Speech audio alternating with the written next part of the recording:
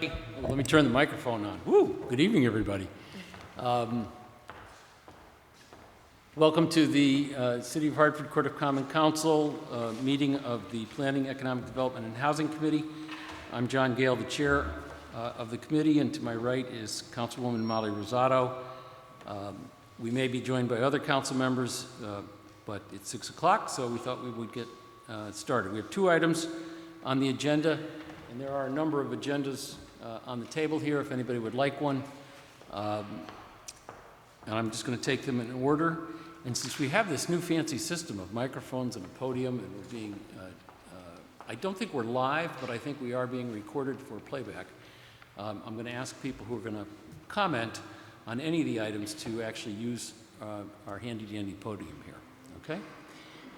This is new and different for us who've been living in the Stone Age and have generally had our meetings sort of around the table and nobody else could hear. But now everybody can hear. So with that, item number 1, communication from Mayor Bronin with accompanying resolution authorizing the city to accept a grant in the amount of $1.5 million from the State of Connecticut Department of Economic and Community Development for the development of an Albany Avenue neighborhood park. So who's going to talk about that? Yeah, and you can all gather around and you know, all. Good afternoon. I'm Don Chapman. I'm representing Development Services with regard to the proposed park. The proposed park is the outgrowth of money we received already from DCD for a proposed substation, police substation in the Blue Hills area. The project was initiated, and then at a later date it was decided that it wouldn't go forward, that it wasn't necessary, and we contacted DECD or the state and asked if we could repurpose that money for this project, which is a park on Albany Avenue between Magnolia and Irving Street. We were granted that approval, and we're here today to re-accept the money for this new project so that there is a paper trail so that we can trace and follow the money that we'll be spending to improve this park. And I'd be glad to answer any questions you might have. Sure. So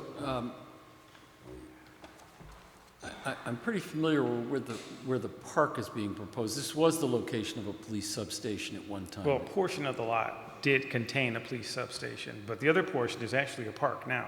Okay. Mm-hmm. Was there a proposed location in the Blue Hills for the police substation that this money was originally? Yes. Where was that location? I think it was the corner of Coventry and Holcomb. And so, what type of community input did you receive when you decided to abandon the police substation concept? At that time, folks were concerned that they wouldn't get the coverage they needed. We reassured them that the community service, the police would allocate a specific community service officer to their area that would cover the police that they would normally have at that substation. But due to a shortage of police officers on the force and our commitment to make sure there be officers in that area to cover any issue that may arise, they were fine with the change. So when you say they, I mean, did this, first of all, I guess let me back up and ask, sure. When was the concept of the police substation abandoned? Yeah. What was the time period? Oh, it was more than 5 years ago, almost 7 years ago, to be exact. So this money's been sitting around for a long time? Yes. And at that time, did the Blue Hills NRZ and the Blue Hills Civic Association, were they notified? A part of the conversation? Yeah, yeah. We had meetings with both. And everybody was fine with this? Yeah, initially people were concerned, but you know, we're fortunate. Blue Hills is not a place where there's a lot of crime. There's not a lot of property crime, and there isn't a lot of other crime in that particular area. The substation there was going to actually service a larger area, and we were able to do that by moving around some personnel. And so they were fine with the changes we made, and we haven't had any complaints since. And the park itself is not really in the Blue Hills, so it's not as though they traded in one thing for another thing. That's right. As long as they got the coverage they required, they were comfortable with the change. Okay. What about the park itself is probably in the Upper Albany? It NRZ? is. And what is that? It's right on the border of Clay Arsenal and Upper Albany. And what do those NRZs have to say about the park? We met with them extensively. Denise Beth, Shirley Sturgeon, and other stakeholders that represent both the NRZs were present early on in the early stages of planning the park. You may know that this was initiated by Cynthia Jennings, former city council person, because she had received many requests and petitions from local residents requesting a place for seniors to come and be able to sit and play checkers or chess and have a place to gather. They asked that this park become a temporary park or an interim use until at such a time we figured out something else we could do here. So that kind of started the ball rolling. And so the NRZs have been involved from the very beginning. That petition was delivered to staff some years ago, about 5 years ago, and that started the whole process. Since then, though, we've had meetings with both NRZs, talked about a proposed park, got input from them as to certain elements and components they'd like to see incorporated into the proposed park. And we've had just nothing but really broad support for it. Folks were concerned about safety in the new park, should it be developed. But we assured them that we would take certain precautions like certain types of lighting, a certain amount of fencing in certain places, and a design that was safe. Eliminating some of the parking at the rear of the lot that can possibly become an issue for loitering and derelict activity, that was removed from the proposed plan. So I think we've addressed all of their concerns, and by and large, we have full support for this proposal. Do we have a site plan or a schematic at this point? It's in the design stages now. The early stuff that we did was pro bono work from one of our local architectural firms, and what we've bid just recently was actually a request for a new design based on this new concept from our selected architect. Councilwoman Rosado, questions? Okay. Is there anybody else who's commenting on this from the administration? I don't think that we need to unless you have a specific question. 5 years? Yeah. Do we get interest on the money? No, any other? No? So I'd like to make a motion to refer this resolution back with a favorable recommendation. Second? All in favor, say aye. Aye. Aye. Okay, we just passed it with a Thank you favorable so much. recommendation back to council. It'll be on the agenda for October 15th. Fantastic. Thank you very much. You're welcome. Gee whiz, that only got rid of one person out of the rest of you. You're all here for number 2? Okay, item number 2. Communication from Mayor Bronin with accompanying resolution, which would authorize the city to enter into a lease agreement with New Singular Wireless PCS, LLC, for the installation of wireless devices on public structures to support their 4G network in an effort to further support existing AT&T cellular service across the city. New Singular Wireless PCS, LLC has requested to utilize city-owned property within the right-of-way to strengthen cell phone coverage within the city. Good evening. Good evening. Thank you for this opportunity to speak. My name is Erin Howard. I'm the Director of Economic Development. I will be speaking on behalf of the Department of Development Services. AT&T Singular Wireless is here today. They approached the city of Hartford well over a year ago, almost 2 years ago, and brought to issue the fact that there is a cell phone coverage issue in downtown Hartford right now with their current existing network. We put forward a resolution today to support the installation of 6 small cell nodes within the downtown area in order to support the existing network. However, it's important to point out that this network is based off of small cell nodes that are wireless devices, and entering into an agreement would be for those nodes. Sorry. So the issue we have tonight is that we originally came before you to ask if we could just work with AT&T to expand their current network and to give the city of Hartford enough time to figure out how we're going to deploy our 5G network here in the city of Hartford. It was brought to our attention recently through outside counsel that if the city of Hartford is to enter into any agreement today, there is a federal law for non-discrimination against other carriers, and the issue is if we enter into an agreement today, it's an agreement we have to maintain across other carriers. And since small cell nodes will be the technology moving forward for 5G, we are not prepared to talk about the future deployment of 5G, so we're actually asking for today if we can keep this within committee so that we'd have enough time to meet with all the other carriers to talk about how the other carriers plan on deploying 5G and for us to come up with a plan to present back to City Council. Ultimately, what we'd like to do is, if it's possible, right now we have AT&T making the request, but if we can have a few months to figure out how this will work, we may be able to come before City Council with a general agreement across the board for future deployment for 5G, so we won't be having to come before us for every single carrier that is requesting the same thing. That being said, to give you a little information, the reason why we're here today to talk about 5G or wireless nodes within city structures is because the FCC, while carriers are allowed to deploy across the city of Hartford on utility poles or within the right-of-way, in that instance, the carriers would go through the PURA process. So there is a formal process through PURA. They can put small cell nodes across the city within the utility right-of-way on utility poles. However, the issue we're having right now is in downtown Hartford, all of our utilities are underground. Because we're underground, they need to be able to apply the small cell nodes along city-owned structures, so streetlights, poles within our downtown. And because it's city-owned assets, the FCC has ruled that the carriers must come and get agreements with the cities or municipalities and go through local jurisdiction.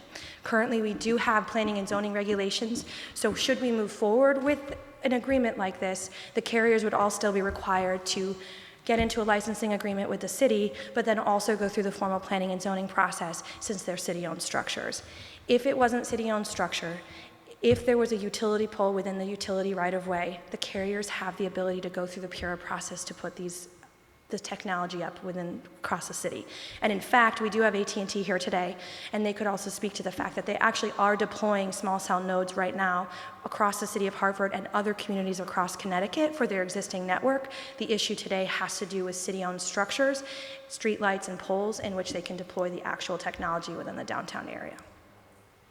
So, I do have AT&T here if you have any questions about small cell nodes. I know there's some other carriers in the room. What's really important is the reason for us asking for this again has to do with the fact that we don't want to discriminate against carriers. We want to make sure that we are applying the same agreements, the same deployment across the board, and it's an effort for us to really figure out how we would go about doing that. We would like at least 2 months, potentially 3 months, to meet with all the carriers. I know there are other communities that are doing that. I know Stamford has done that. Other big cities are doing exactly the same thing, working with the carriers. Last thing I'd like to point out is that there are a few things that are happening either within the state or outside of the state. For the state of Connecticut, as you may know, Governor Lamont there was a bill that was passed this past summer that requires the state of Connecticut to go through a formal process as well to understand how they would deploy small cell nodes on state-owned property. So there's supposed to be a committee that's being developed at the legislature and the governor's office to work with state property, but also help municipalities streamline a process for deploying future technology going across the board for the state of Connecticut. So we'd also like to see what's happening there and be a part of that discussion at the state level. Also, it's important to note that while the FCC did rule that even though they're city-owned structures, there is a requirement for us to work with the carriers in order to deploy cellular service and utilizing our poles. That legislation or that piece of that ruling is under review right now. I think there are about 13 lawsuits questioning the ability of the FCC to rule and require municipalities to utilize municipal property for that. And so that is another reason for us to figure out what are we going to do, how are we going to determine this agreement, and how are we going going to work with the carriers to make sure that we can move forward with 5G, future 5G deployment. I'd like to make it very clear that we understand and recognize the importance of cellular service, 5G, within the city of Hartford. We know it's really important that we have it. We don't want to box out any particular carrier. We need to learn a little bit more about the technology itself.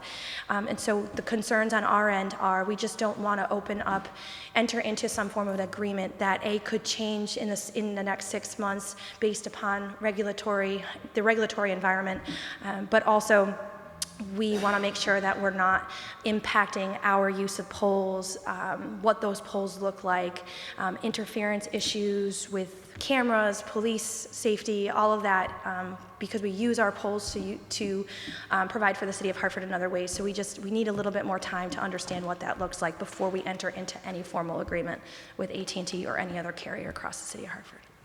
So with that, if you have any questions, and we do have some folks in the room that can help with that. So I'm left with the impression that the city jumped the gun a bit. So I think the issue is we're actually trying to work with AT&T. We were trying to understand and work with them with their current issue with 4G. There is an existing issue.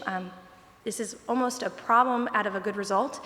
There's been so much development in downtown and activity in downtown that when we have events and when there are too many carriers in downtown Hartford, it impacts the network. And so in an effort to try to work with the current existing network, we intended on working with them for those 6 poles to move them forward with their current 4G network. We were under the impression that we would be able to do that and buy time to go ahead and figure out a 5G deployment across the board and come back to City Council in the future with a 5G deployment plan.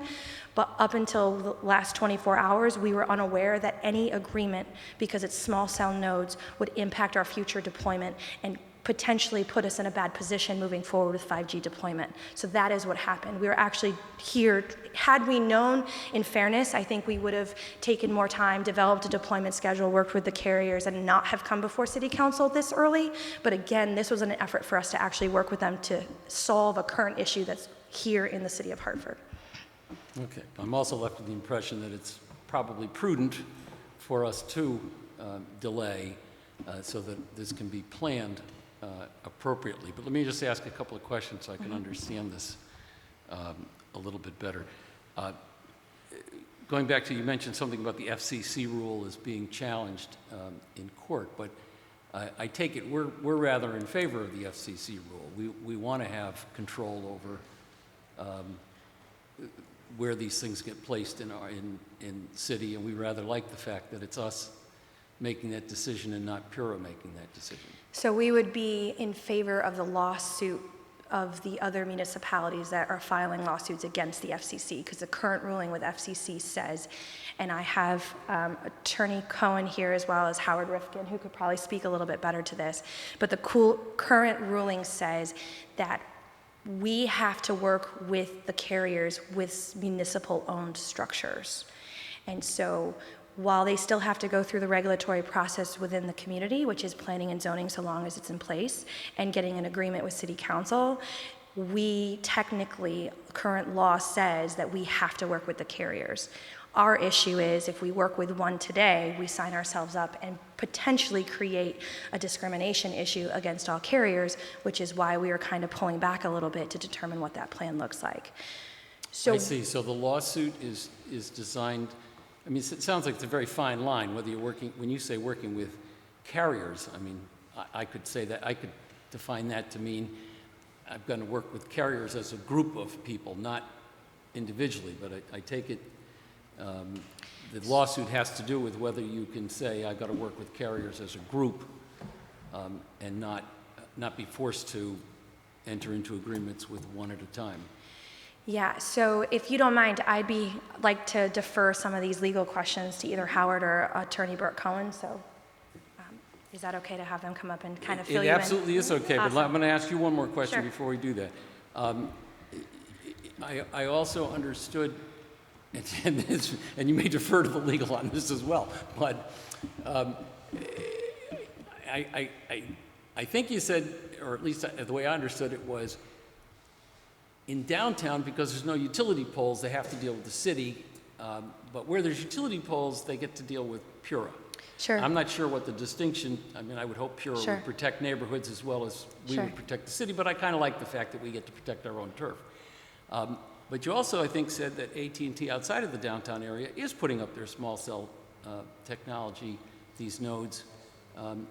Do I understand that that means that in neighborhoods in Hartford that have utility poles, AT&T already is putting in some of this technology?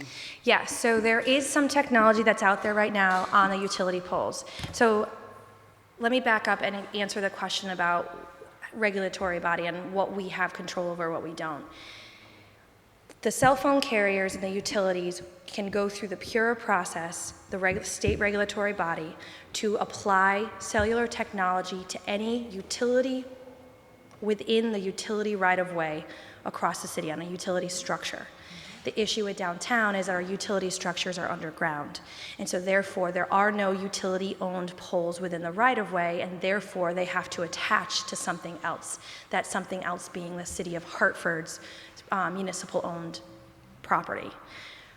What FCC said was that, so FCC and PURA have said that if you're going to be utilizing municipal-owned property, you have to get agreement and you have to go through a local jurisdiction, which would be an approval from City Council and an approval through the planning and zoning process. Our planning and zoning process in 2016 did include small cell nodes, so we do have it as a accessory utility structure that's done through a special permitting process.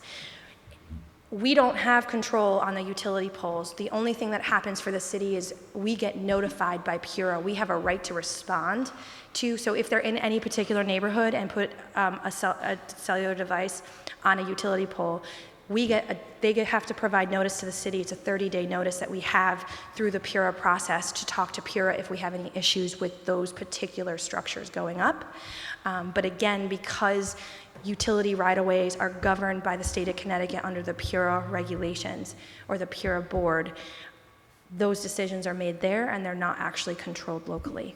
Again, the only thing we can do is control what we own as city-owned assets, which would be street poles, street lights that we own that are not within the utility right-of-way for the utilities for PURA, if that makes sense. There's other stuff that I learned from these guys. We won't get into too much detail, but they'd also have to go through the regulatory body if it was private property. So another option potentially down the road could be attaching nodes to structures, buildings, that sort of thing. It's easier for the carriers to work directly with municipalities, but they could work with private property owners. In fact, we've only presented to you six utility poles that are city-owned today. They've already have a schedule for deployment for the next year, which would include private property. While you wouldn't have the ability to control it because it's not a city-owned piece of property, that still has to go through the planning and zoning process because it's on private property, not within the utility right-of-way, not governed by PURA. Last question for you, for me anyway. Was AT&T proposing to make any payments to the city?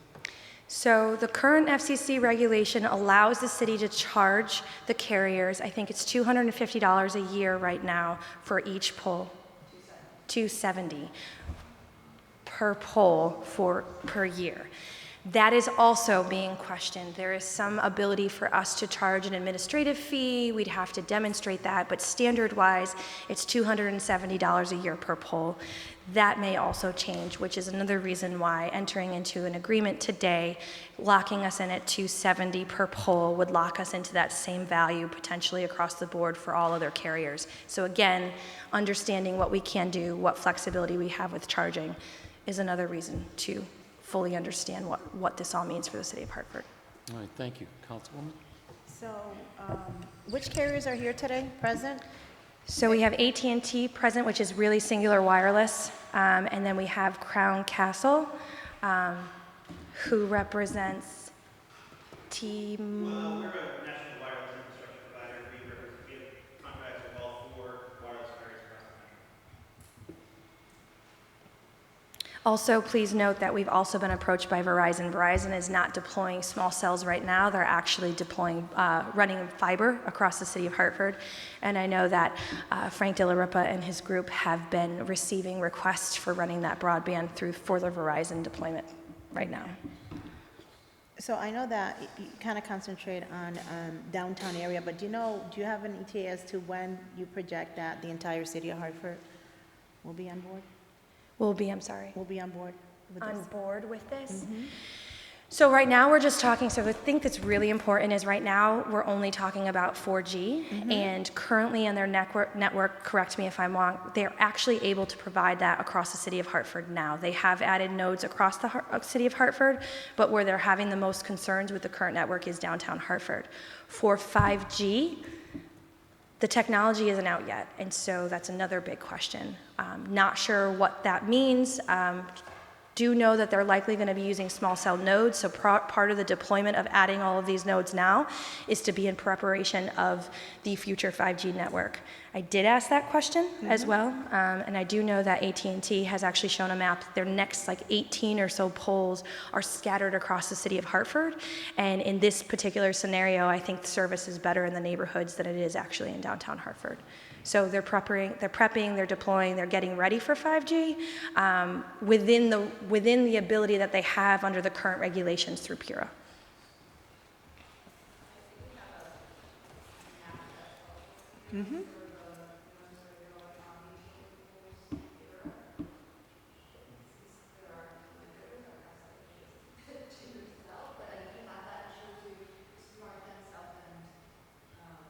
Okay. So one of the things I would share with you when we talk about developing a deployment schedule for the city of Hartford, we would be asking the carriers to provide us that information.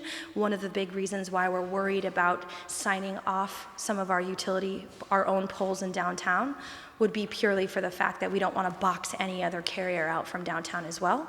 So part of this plan would be understanding where we currently have service, where are these nodes, where are there any potential deficiencies across the carriers, so that we're making smarter decisions. So when the requests come in that they need to utilize city-owned property, we're making sure that those decisions are based off of a fair and equitable deployment of the service, not just for one particular carrier. Okay.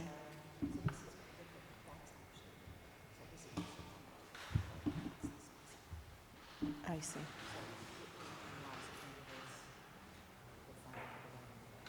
This is there. Okay, thank you. No. So with that, I am going to defer to the legal team. Awesome.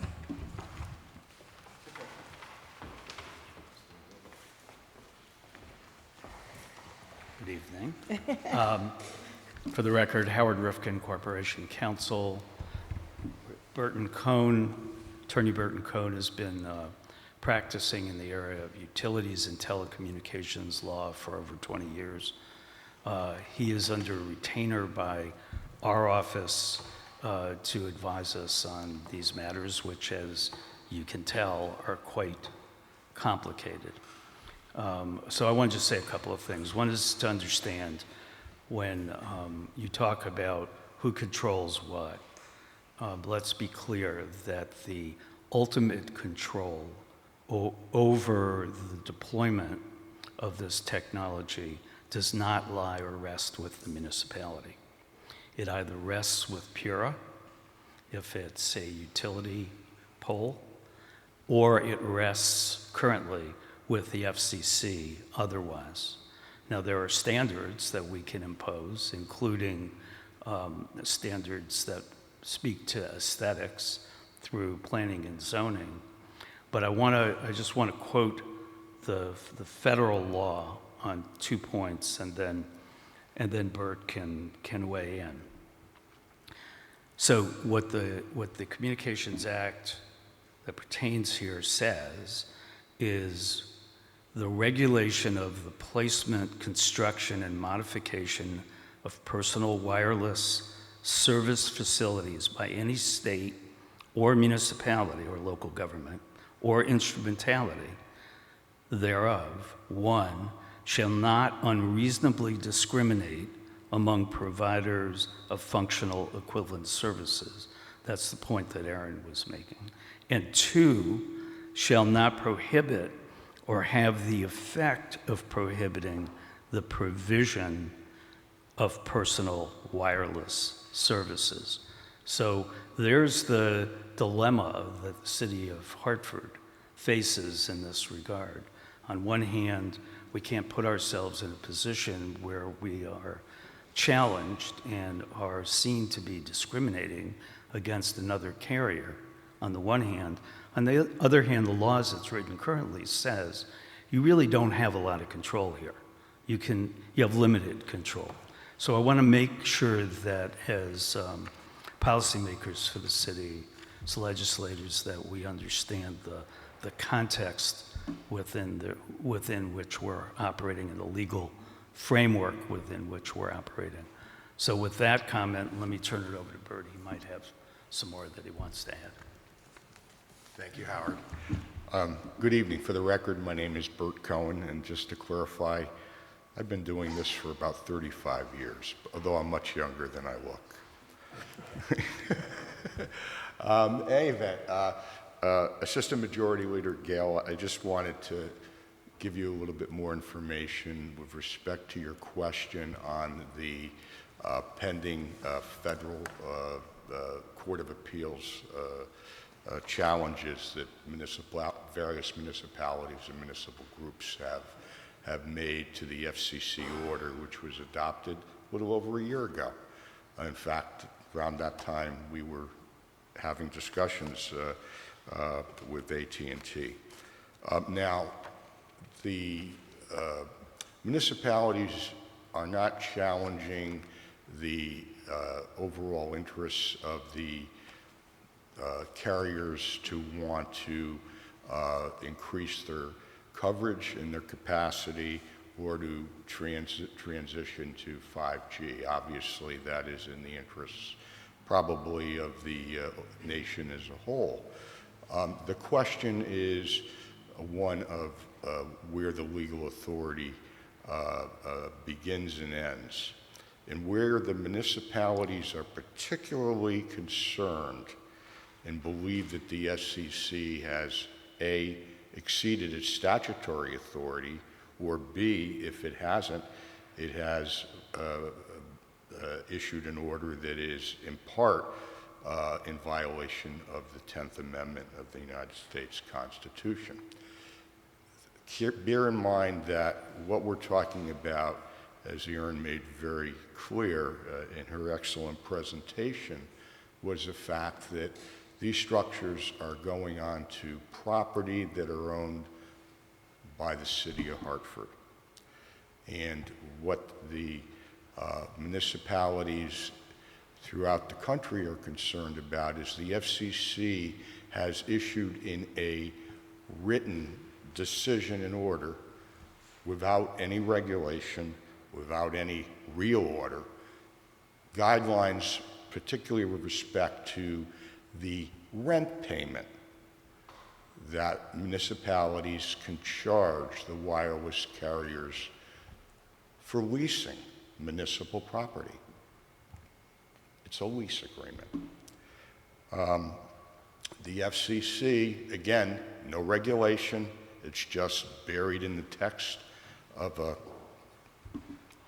multi-hundred-page order or decision and order, is their view that there is a presumption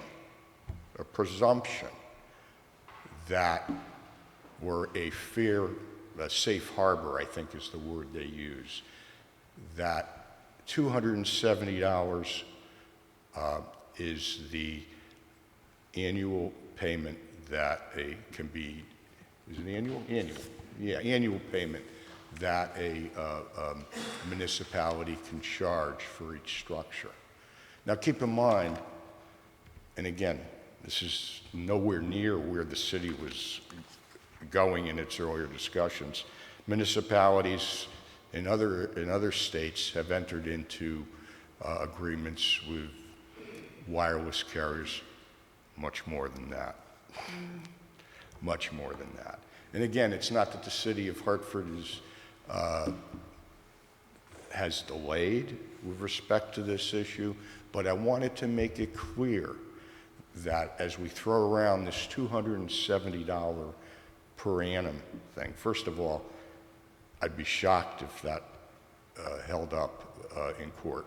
The FCC has already been dealt a setback in one legal challenge brought by Indian Confederation of Indian Nation, which actually addressed where the court overturned the FCC with respect to environmental protection review and National Historic Commission review of where these facilities are going to be placed. In the Indian situation, the FCC did prevail on a financial issue.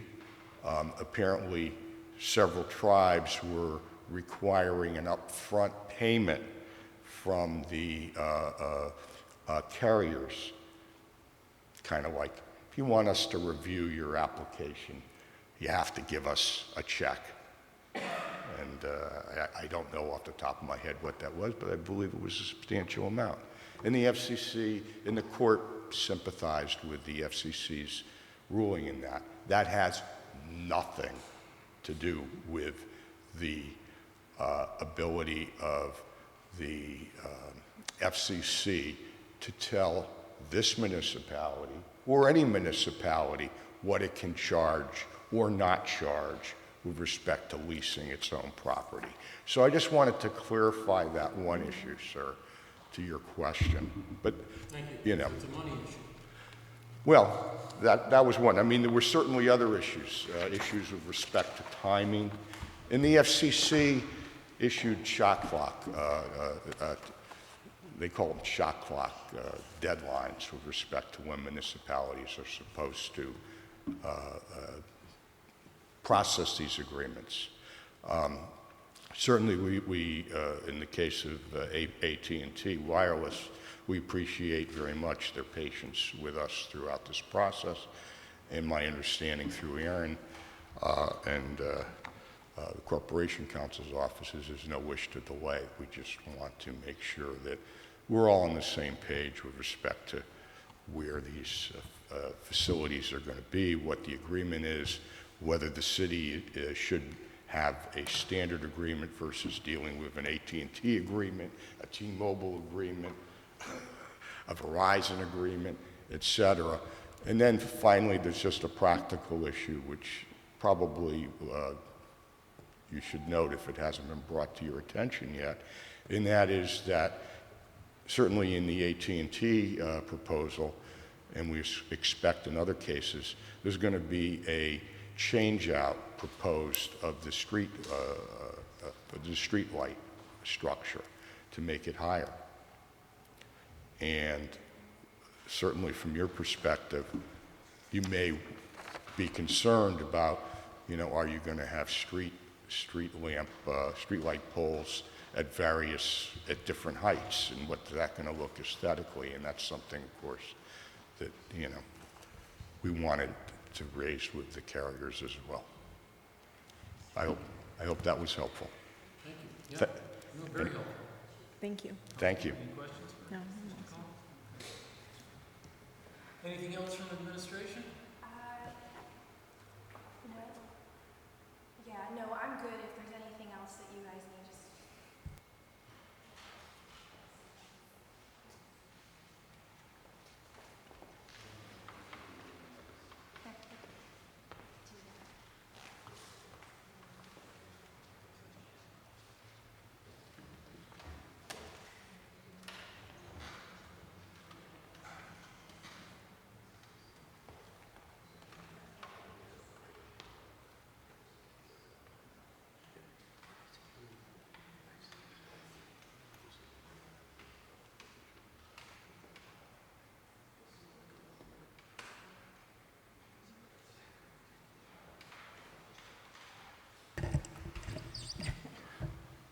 You good? Good. Did any of the carriers want to speak? Sure, please. Good evening. I'm Abby Jewett from AT&T. I just wanted to say that we very much appreciate all the work that both the Corporation Council, DPW, and the Economic Development and Planning Department have given us Aaron clearly is a very quick study, because although we've been working with the city for a number of years now, this is new for her, and she has really taken the ball and run with it, and really thrilled to be working with her and Mr. Johnson. Just a quick note, Attorney Cohen brought up the $270, and just so you know, we had discussions with both him and Mr. Del Visco in early of 2019, saying that we're more than happy to include language. As a matter of fact, we provided language that said if the FCC ruling regarding rental payment to municipalities does get overturned, that we would definitely come back and revisit and renegotiate that price. We wouldn't expect it to say the 270. So not a reason to delay going forward for price in hopes that in some future unknown date, somehow a court rules in favor of that. We would put that in the agreement now so that it would kind of future-proof it if that was to be overturned in the courts. And you know, we're excited to bring small cells and eventually 5G to the city. It's really going to be transformative. It's going to be a huge economic boost to both businesses and citizens alike. And we're excited that Aaron and Eric see the benefit to that to the city, and you know, we appreciate their need to review this a little more, but we really look forward to expediting our agreement going forward. And if you have any questions, we'd be happy.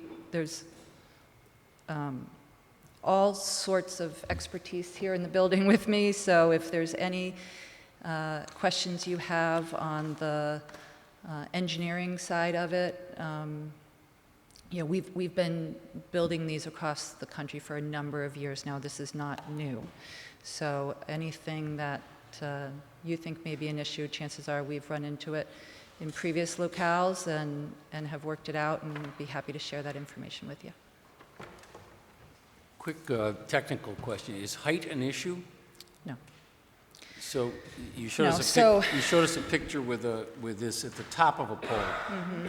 But my question, I guess, then is, could the technology be integrated into the body of the pole at any height on the pole? Yeah, so that's a picture in South Boston as an example.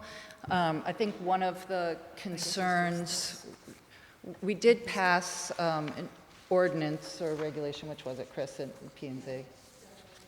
Zoning regulation, thank you. Dealing with the aesthetic side and what they would like the aesthetics to look like.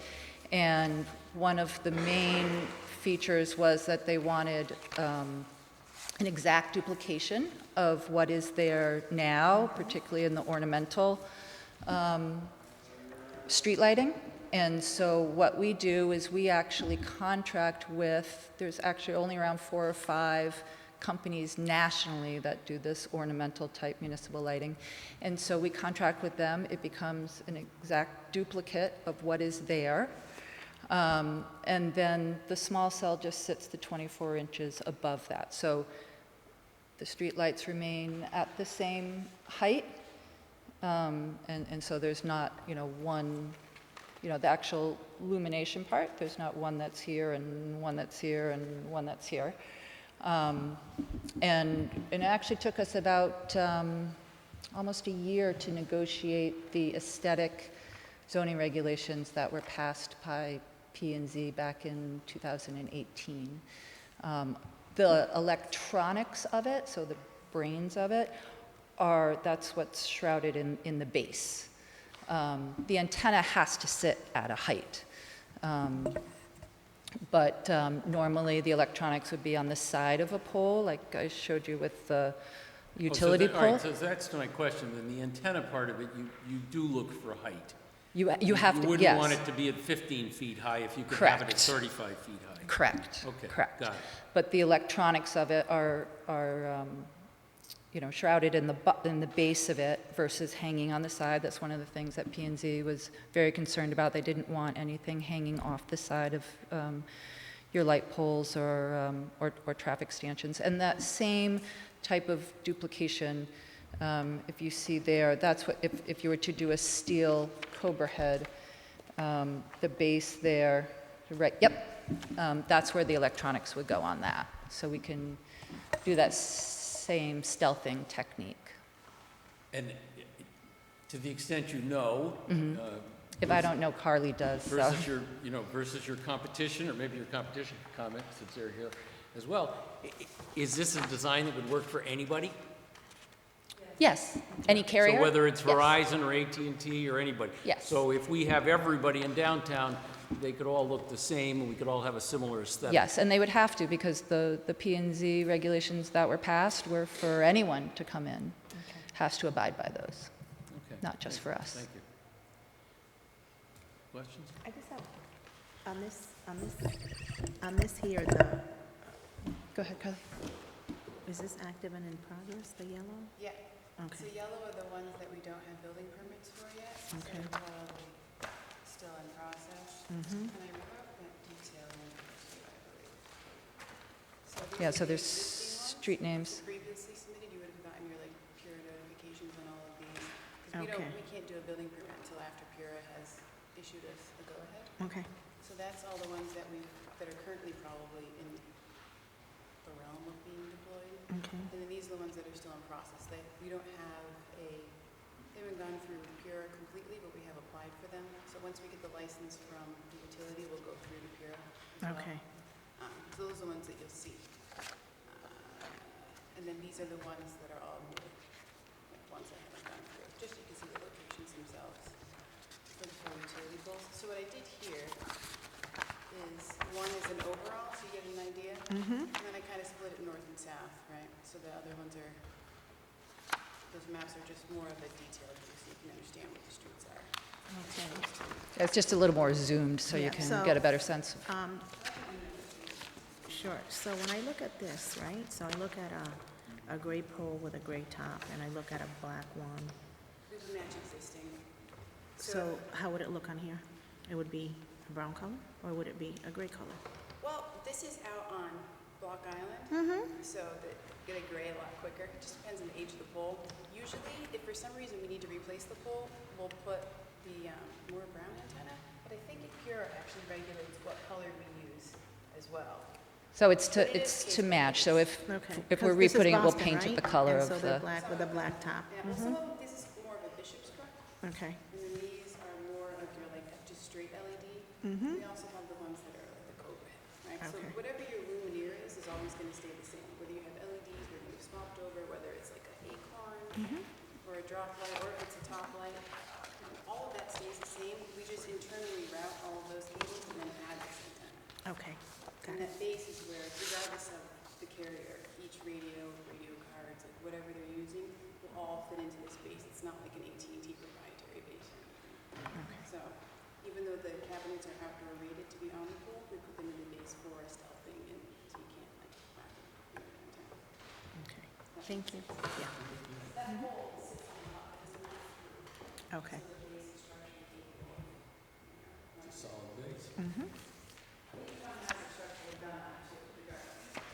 yeah, each individual small cell when it's installed has to meet all the criteria per individual one. So you don't get just a blanket, oh, okay, that's fine. Each one is tested individually for all features.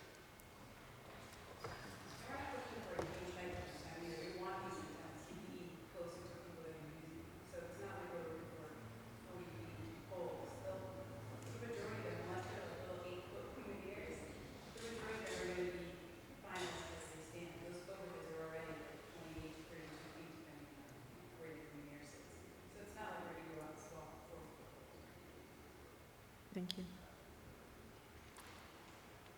Anything else? No? You want to hear from the other carriers? Thank you. Thanks. Anybody else want to comment? I think so. Well, if it's okay, I'll just make one very, very quick comment. Go for it. Again, my name's Joe Shannon from Crown Castle, and I'd echo everything that my colleagues from AT&T have said. The only pin I'd like to make in the whole conversation is any conversation that we've had around discrimination early in the conversation. I think from a policy perspective, our goal is the same. And our goal is to sit here and try to find a way to enable high-speed mobile broadband in downtown Hartford. So however we can help that process, we're delighted to be here. Thank you. Thank you. Anybody else? Okay, well, quite an education on small cell technology. I'll probably forget it all tomorrow, but it's a good start. I doubt that. I'm very impressed with the level of knowledge of everybody in educating us, because that's important to be able to speak down to us, to our level. So thank you for that. Certainly hearing what I'm hearing, it does sound like this needs just a little bit more study so that we do this thing right. And I don't hear any large objections to that, so I'd be happy to entertain a motion to postpone this to the next committee meeting at this point in time. So moved and second. All in favor say aye. Aye. Aye. Okay, item number 2 is postponed to the next agenda, which will be the first Tuesday in November. Actually, I think that meeting will not happen for anybody that's marking your calendar, because I know you love PEDH meetings and want to be here, but the first Tuesday in November strikes me as election day, and I know there's at least 2 of us up here who are running for election, and we're not going to be here, I can guarantee you that. So stay tuned. We'll reschedule that meeting shortly after that election. So with that, we're adjourned.